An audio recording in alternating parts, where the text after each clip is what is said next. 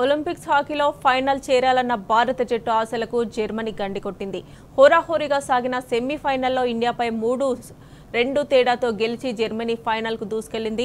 మ్యాచ్లో ఓడిన సూపర్ పర్ఫార్మెన్స్తో భారత హాకీ జట్టు కోట్లాది మంది భారతీయుల మనసు గెలుచుకుంది. ఈ నెల 8న బ్రాంజ్ మెడల్ కోసం జరిగే పోరులో స్పెయిన్తో టీం హాకీ తలపనుంది. ఈ విజయంతో గత ఒలింపిక్స్లో ఓటమికి జర్మనీ ప్రతీకారం తీర్చుకున్నది. టోక్యో ఒలింపిక్స్లో జర్మనీ జట్టుపై గెలిచే భారత జట్టు బ్రాంజ్ మెడల్ను కైవసం చేసుకుంది.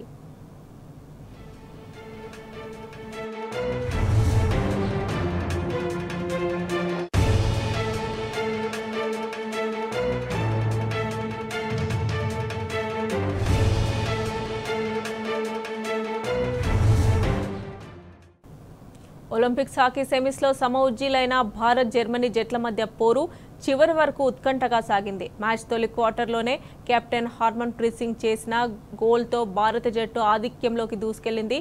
అయితే జర్మనీ రెండో క్వార్టర్స్లో పెనాల్టీని వాడుకొని 2-1 ఆధిక్యాన్ని సాధించింది. మూడో క్వార్టర్లో భారత జట్టు మరో గోల్ చేయడంతో 2-2తో స్కోర్ సమమైంది.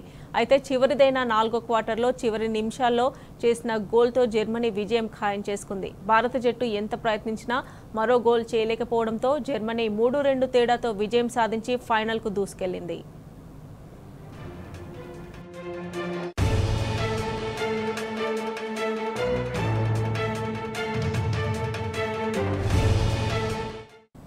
నలభై 44 ఏళ్ల నిరీక్షణకు తెరదించుతూ ఒలింపిక్స్ హాకీలో ఫైనల్ చేరే ఛాన్స్ భారత జట్టుకు మిస్ అయింది.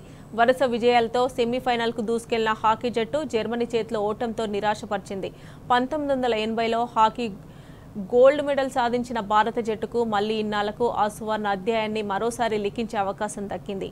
హాకీ టీం తుది కంట పోరాడిన చివరి నిమిషంలో చేసిన గోల్తో జర్మనీ ఫైనల్కు దూసుకెళ్లింది.